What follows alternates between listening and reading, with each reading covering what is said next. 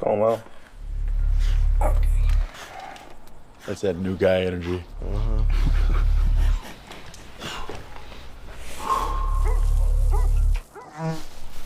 Oh, he's back. That's the fourth fucking time he's done that. So you're peeking at probing? Peeking with serious intent to probe. Alpha 2, we might have guys starting to move in our position. Copy, we're getting a buildup of activity here too. Yeah, I definitely see weapons at this point. Yeah, we have definite massing.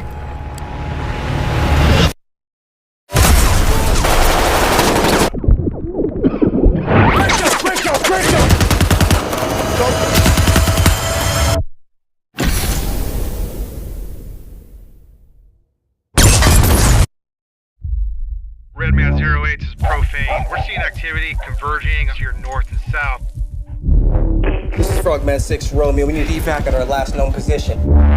We have severely wounded. Who's the severely wounded? It's not you. Is it me? Who is it? No, it's not you. No one is it. Copy, 1, we're in contact 2. You coming to you or you coming to us? Stand by. We'll let you know when we're inbound. Let's move! Here's the plan.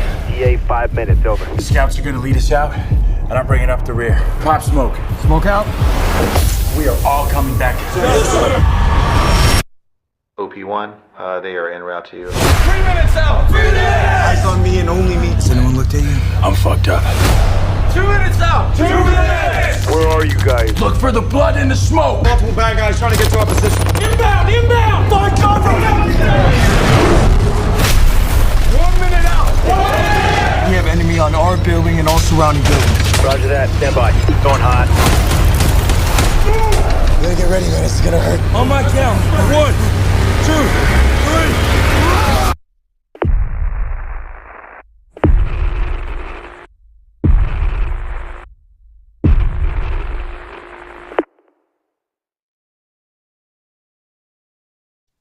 Hello, everyone. I'm Kuya P. Nerds rule the world. And as you see on the screen, I'm excited and delighted to be speaking with the writers and directors of Warfare. I have Ray Mendoza and Alex Garland. Gentlemen, thank you for your time. Big fans of your work. Really enjoyed Civil War last year.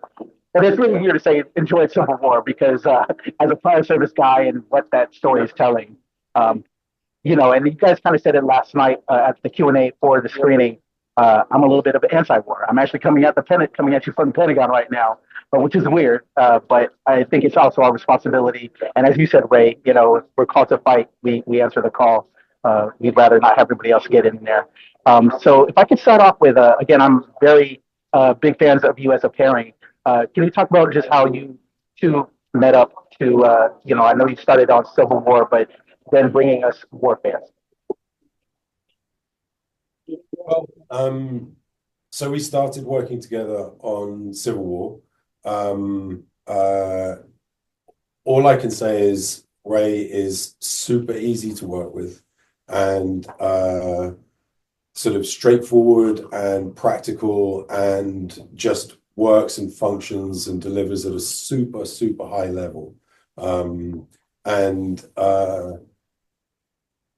I enjoyed working with Ray and I learned a lot working with Ray. And when I was in post-production on Civil War, so when I was doing the editing, I contacted Ray and said,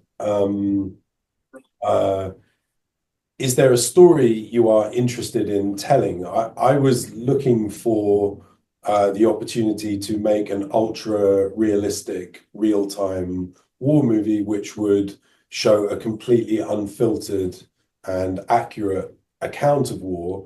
And in order to do that, it had to be the voice of a veteran because I'm a civilian and it's not my personal experience. And I knew also that Ray wasn't just in possession of that first-hand knowledge, but he was also someone who really understood film sets and actually, in effect, had been functioning as a director already.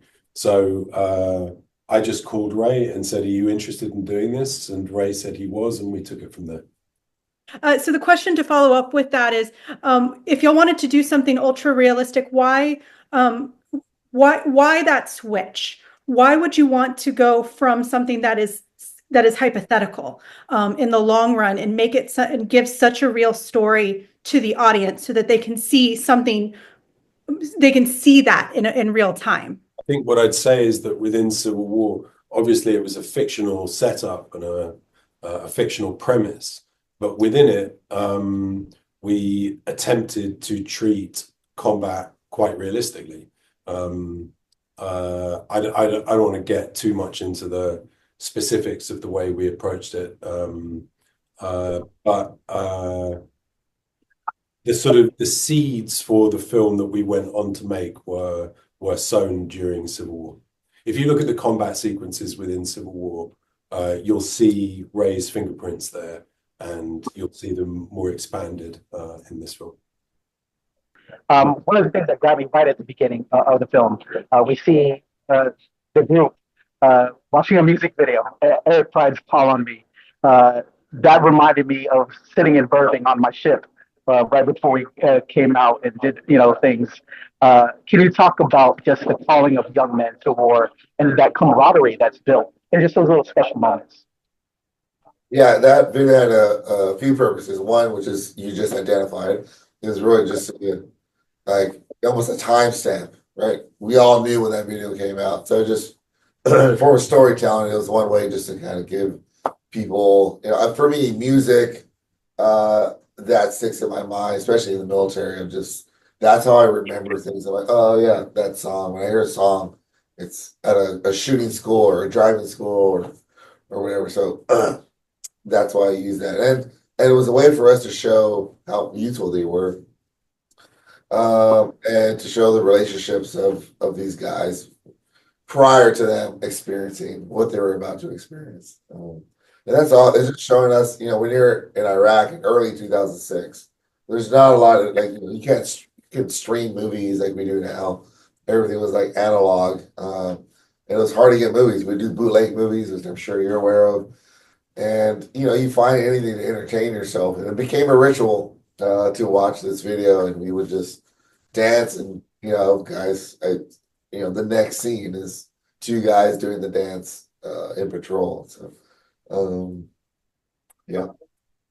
A lot of special moments that you put in there, and I want to thank you, Ray, for showing that, and Alex, to being such an advocate, because as you guys stated in the Q&A last night, that you really wanted the people that experienced these veterans to have that voice in there, and I saw that, and for me, as a veteran, that felt so authentic, so thank you, and that's a word that I will definitely use when I talk about warfare on the radio, is the authenticity. One of the things that also hit me, and also might have been some PTSD triggers, if you will, is the sound. And immaculate, as a film fan, it's all about sound, but you really put us in those moments. You did that with Civil War and here in Warfare again. And can you speak to that and the importance of sound and making the listener, the person intending this to feel what we felt in those situations? Yeah, most memories, when you recall them, especially if you forgot one, or you compartmentalize it. For me, and a lot of my friends and people I know, oftentimes that is surfaced by some sort of sensory recall, whether that's something you smell, even like when I smell trash, even now when I smell it, or if I see a trash bag like blowing across the road, like there's a little like glitch there. And so I wanted this kind of sensory recall a little bit. Hopefully it wasn't too like triggering, but it's the only way to pay respect and for us to face those memories. And so those sounds and the rounds and the where place them and why and how, that was to really kind of paint like what a firefight is, for lack of better words. It was like kind of a paintbrush of, it's like you said, it's so much. It's like the spine of the movie is what it sounds like, what it's turning into. So. Yeah, that's just because that's what it sounds like. And if guys are going to pay respect to that and use it as a way to explain how they felt, it was important that we got all those little sounds right. Definitely. Alex, can you speak to that as well, and the accompanying images and how that meant to you to get that across as a filmmaker? Specific sound design. I mean, we had this great gift in this film, which was all the people who were kind of film technicians, such as myself and the sound designer and the director of photography, is we had this incredible resource, which was Ray. Ray and also some of his colleagues who also came to visit the set and observe how we were doing it and give their input as well. But primarily that was Ray, by a long way. And I sometimes think that the main job of all of us sort of traditional filmmakers was to just listen very, very carefully to what Ray was saying, to listen and try and understand it, and understand also where our normal ways of doing things were sort of secretly or insidiously bringing in falsehoods and distortions and manipulations, and be very kind of alert to that and making sure we didn't fall into old habits and old tricks. I mean, one of the things would be in a gunfight, if you listen to the sound design of a gunfight, aside from the fact that incoming rounds and outgoing rounds won't really be differentiated, you'll often find there'll be extra tricks like dropping little sub-bassy noises around to try to, or amplifying certain kinds of clicks to sort of, just to magnify, to sort of filmify it. And what Ray was amazing at and crucial for was keeping us honest. The whole point of this film was that it had a veteran telling us how to do it. And it was our job to listen and to execute. Thank you again, outstanding, Ray. Thank you, Alex. Just brilliant. It was triggering, but it was impactful and it helps me. Like you said, Ray, at the thing we as veterans, we use film to kind of, when it's hard for us to say something, we can refer to that to like, that's how I felt in that moment. And this, for especially as a veteran experience, I can refer to that. That's what I felt in that situation when you asked me about something, and why it's also hard for me to talk about things. So thank you for giving us this as a tool. I want to close out with like one last question. I know this is especially, your personal project. This is for your friend Elliot, and this is dedicated to Elliot, Ray.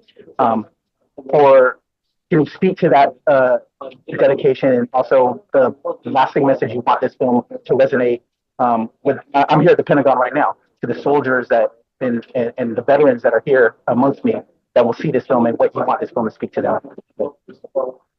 Yeah, when I got out, it's you're aware of the VA. Even it's always been the way it's been, and when you're out there, we have to rely on each other. And even getting out, it's the same way. And if I can kind of pave the way for a new way to tell these stories, I may get a lot of criticism, I may not, but if I can be the first person, I'll take that weight. And if other veteran filmmakers want to stand behind me as I fight all these things off, and it's just like I want to break the mold and kind of create a new way of telling war stories, and we have to do it together. I wish I could tell all the stories, but I won't live long enough to be able to do that.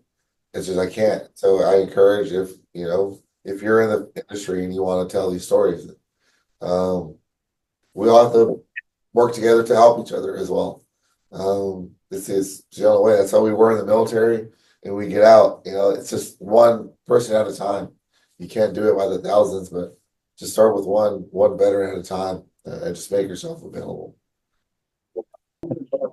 Well, gentlemen, it is an honor and pleasure to speak with you. Tremendous work with this film, so inspiring, so heartfelt, so authentic. I will definitely be chatting this up on the radio on 3.5 WTOP FM. I'll be definitely talking about it here on Nerds Rule the World. Again, such a big fan. Thank you so much for your time. Everybody check out Warfare when it drops April 11th. I'm Kuya P. This is Nerds Rule the World. Hey, thanks. Thank you. Thank you. Thanks for working with us. 28 Days Later, and Sunshine, turned writer-director of Ex Machina and Annihilation and Civil War from last year, Mr. Alex Garland.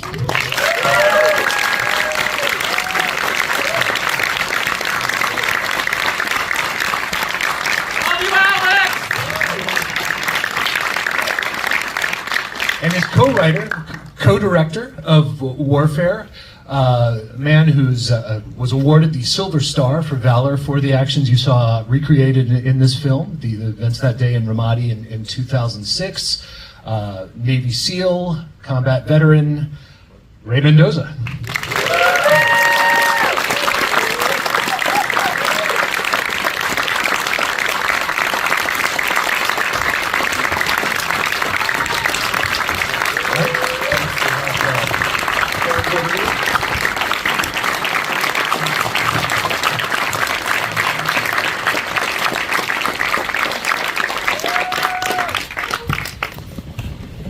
So I'm going to ask a few questions, and then we will throw it out to the audience. So if there's something that's on your mind, you'll have an opportunity to raise your hand and ask.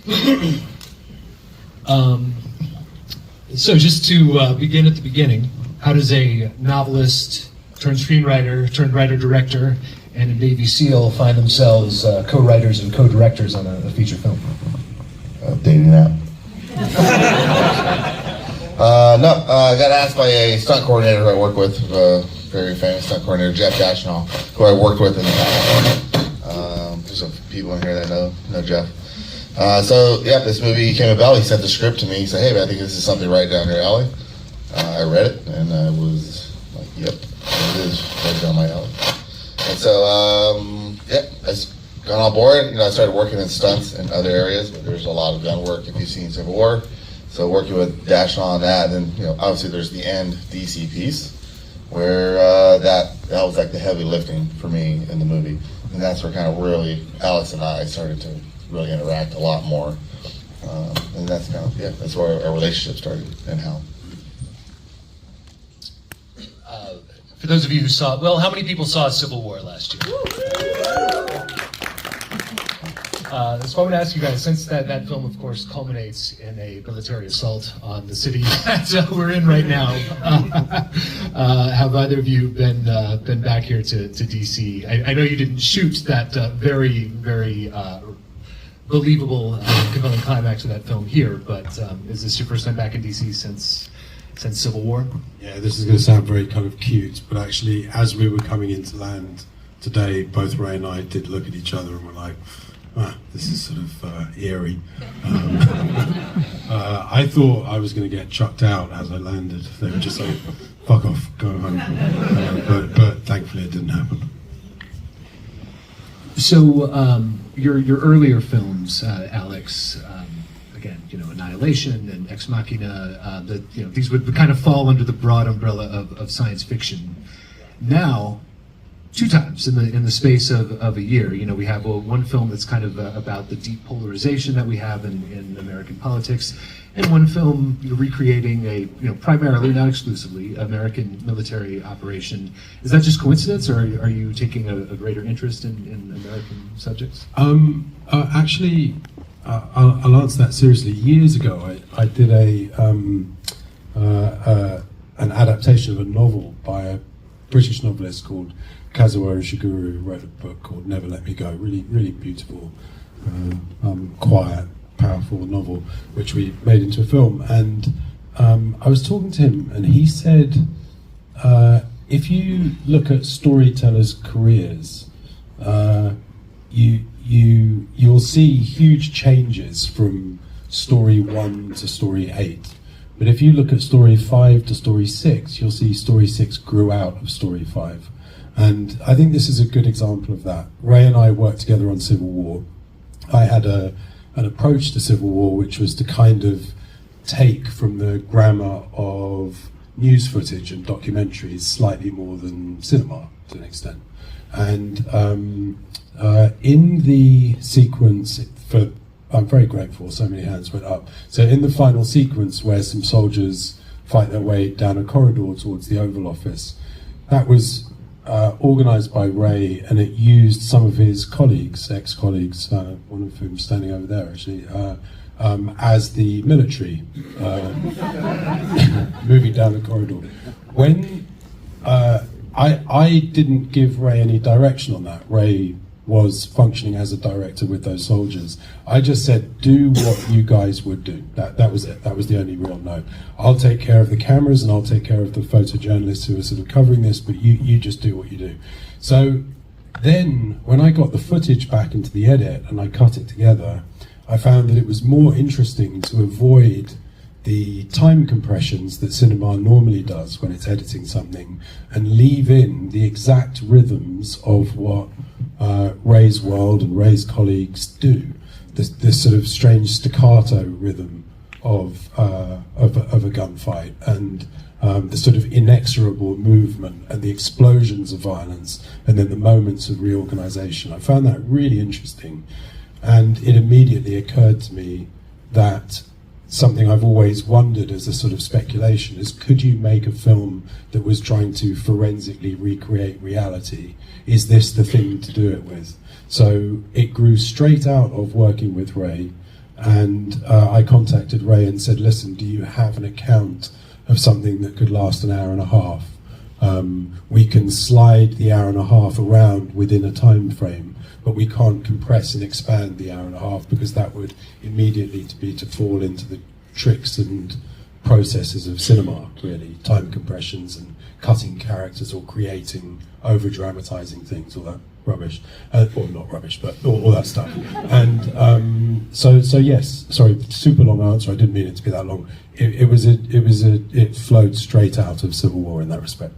Yeah, well, you kind of answered one of the next questions that I had in the queue about the compression of time there, because I was trying to think if there are any other films that could be considered analogous to this, and I thought of maybe Black Hawk Down, because that's adapted from a nonfiction book, about the Battle of Mogadishu. Right, but just not to diss Black Hawk Down. Right. But the second you use score, you are creating a kind of a manipulation of sorts. And what we were trying to do was to do that as little as possible.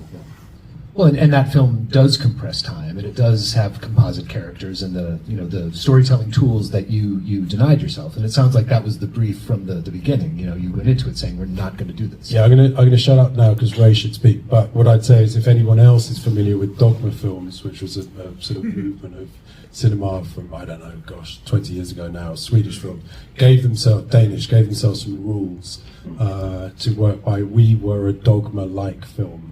The Dogma rule was nobody is allowed to add anything or change anything or give any kind of note whatsoever unless they were there. So anybody who was there was allowed to contribute to the narrative, to the sequence of events. But I wasn't allowed to do that, the studio wasn't allowed to do that, the DOP, the actors, everybody just had to listen to Ray, which is now what I invite everyone else to do, because I have spoken too much. All right, so well, let's ask about your projects, the war fighters, the selection, some of the documentary projects that you've been involved in, and then how you decide to tell this story that you were personally involved in, that you lived as a dramatic recreation type film rather than a documentary. What makes you decide that that's the way to go? Elliot. So at the end of the movie, it says for Elliot, and I'll elaborate on that. Elliot does not recall what took place over 20 years ago. When he first woke up out of the hospital, immediately he started asking questions.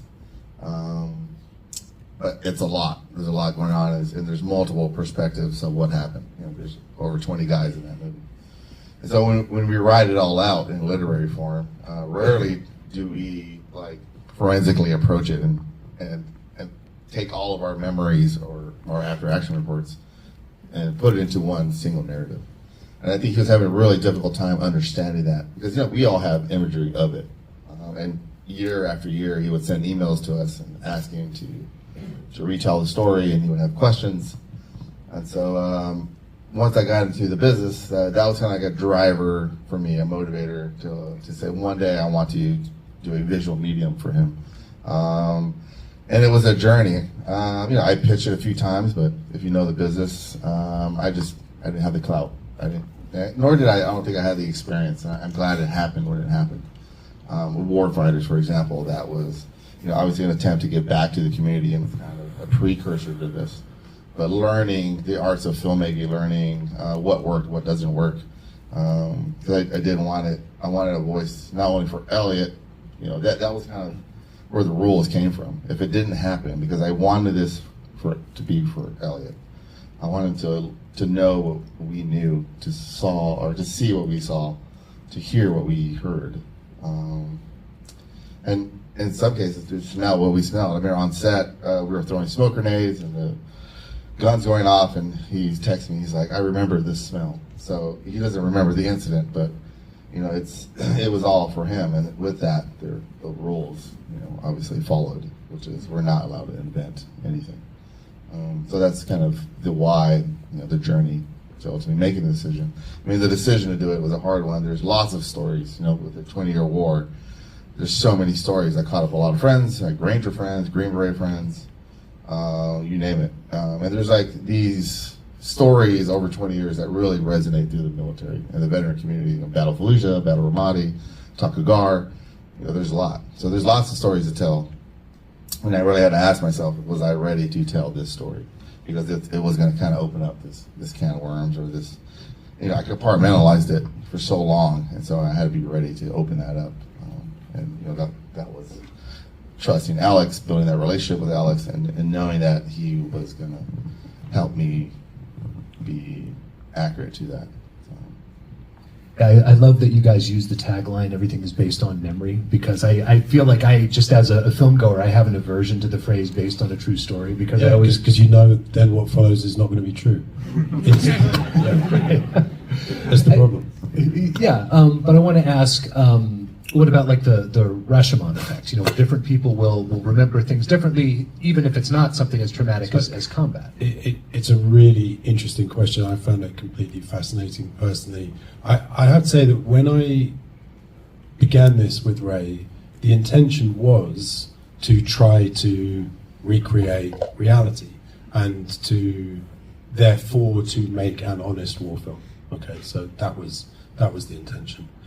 However, what we had to work on was memory, and memory is a really strange thing, as we all know, but also simultaneously forget.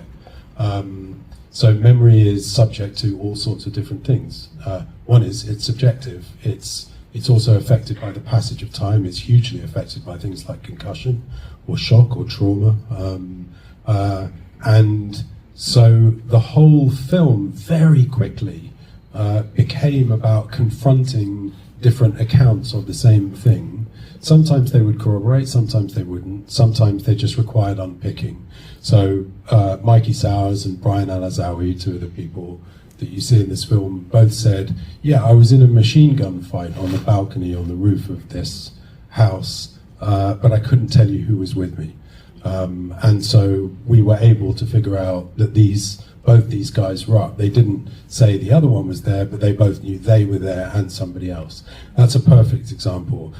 It gets stranger when you have two people saying, "I did this." And both of them are saying, "I did this thing," and neither of them are lying. You can tell by the way they're talking. You can partly tell by the kinds of men that they are actually, that they are actually innately humble and inclined to play their role down rather than pick it up. So when they say, "I did this," you feel sure that they really do feel that they did it. But you have two people saying they did exactly the same thing. So what happened? And I suspect what happened would be, in that instance, they both have a memory of an image and they ascribe a first-person experience to that image, but one of them is wrong in some senses and one of them is right in some senses. And then Ray and I would cross-reference everybody we spoke to and figure out logistics. And sometimes a third person would then get interviewed who would help clarify. And sometimes it was by geography. It was about the layout of a room. And if somebody was there, then they couldn't have suddenly teleported to there or whatever it was. So it would be false for us to say, this is a true story, or this is exactly what happened. We became aware quite quickly if there'd been GoPro cameras all around or a documentary film crew, what you just saw would not precisely tally up with the actual events. But what we could be true to was people's memories. their experience of it, and that contains an enormous amount of truth of its own. It's just a different sort of truth from a factual time sequence of events. But we got as close as we could, but we didn't.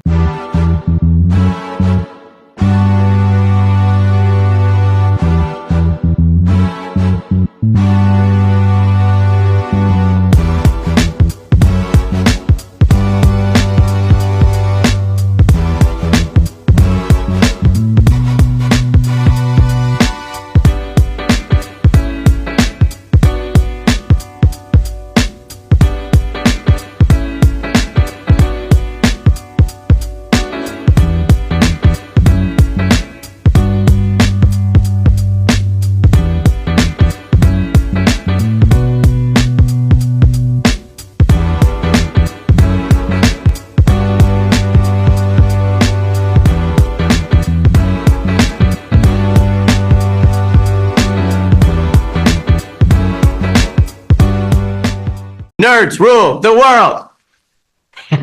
Pleasure chatting with you. Love to all my nerds who rule the world. Yeah. Nerds rule the world. Yes, we do. Thanks. Nerds rule the world. Thank you. I love the nerds ruling the world, so more power to you. Patrick, what up, man? And yes, they do. Nerds rule the world, kid. Yes, sir. Thank you.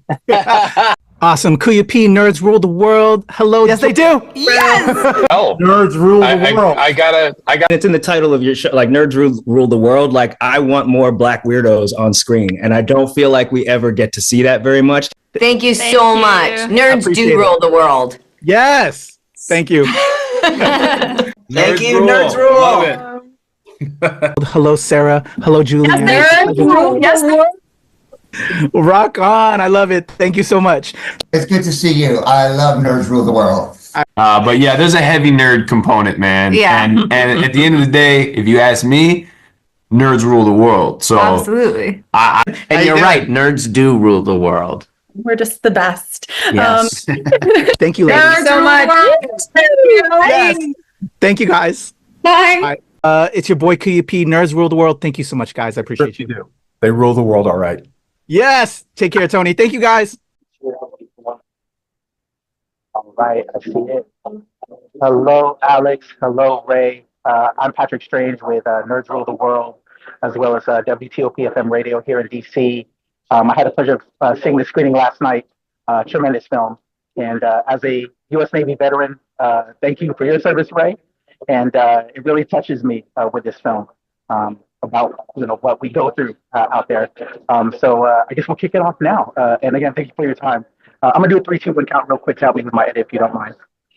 Yeah, I'm going to see if there's a volume control on this that I can bump up. There's it. All right, here we go. In a 1, 2, 3.